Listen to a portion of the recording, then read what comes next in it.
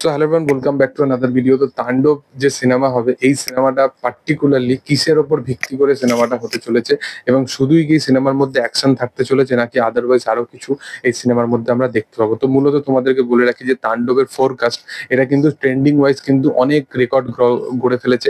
মানে অলরেডি সিনেমাটা 13 মিলিয়নের মতো একটা ভিউজ জেনারেট করতে পেরেছে এই সিনেমার ফোরকাস্টটা। এবং এর সাথে সাথে বাংলাদেশে তো এই সিনেমার যে টিজার সেটা তো ট্রেন্ডিং এ আছেই।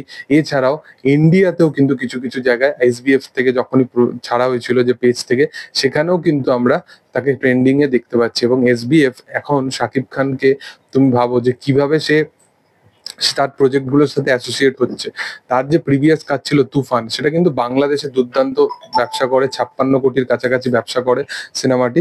বাট আদারওয়াইজ যদি তুমি দেখো যে আদার্স যে যে সমস্ত জায়গাতে আহ এ করে, মানে আদার্স যে কোনো কান্ট্রিতে যেখানে যেখানে সিনেমাটা চলে আর কি, সেখানে কিন্তু ভালো ব্যবসা করতে পারে। যেমন দুবাই, এরকম আরো অনেক কান্ট্রি আছে যেখানেতে কিন্তু দুর্দান্ত ভাবে একটা কালেকশন জেনারেট করতে পারে। কিন্তু ওয়েস্ট বেঙ্গলে যেখানে এসবিএফ প্রোডাকশন হাউসের মেন যে বোলবালা, সেইখানে সিনেমাটা কিন্তু একদমই চলে না। সিঙ্গেল স্ক্রিনে একটা ডিসেন্ট ব্যবসা করলেও আদারওয়াইজ কিন্তু এই সিনেমাটা সেই লেভেলের ব্যবসাটা করতে পারে না।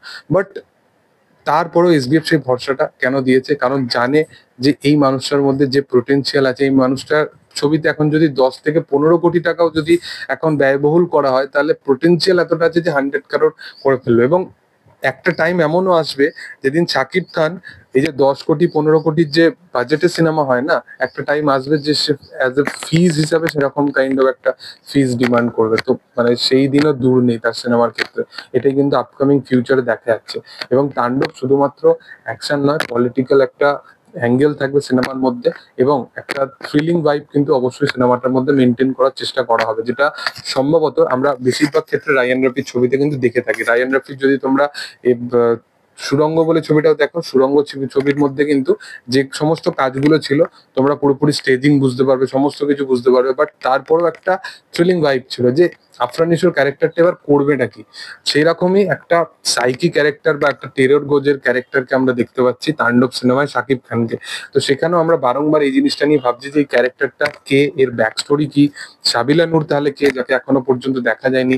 আদৌ কি কোনো টুইস্ট অ্যান্ড টার্ন থাকবে কিনা, সাবিলা নূরকে অন্যভাবে প্রেজেন্ট করবে কিনা, এই সমস্ত কিন্তু ভাবনা চিন্তা এখনো পর্যন্ত মানুষের মধ্যে চলছে। তো যাই হোক, দেখার যে আপকামিং দিনে কোনটা সঠিক হয় কোনটা বেঠিক হয়। তবে তোমাদের কি বক্তব্য বিষয়বস্তু নিয়ে, সেটা তোমরা অবশ্যই কমেন্ট সেকশনে জানাতে পারো। এবং চ্যানেল নতুন থাকলে অবশ্যই চ্যানেলটাকে লাইক করো, শেয়ার করো, সাবস্ক্রাইব করো, এবং পাশে থাকা বেল আইকনটা অবশ্যই প্রেস করে দিও। Thank you all, by.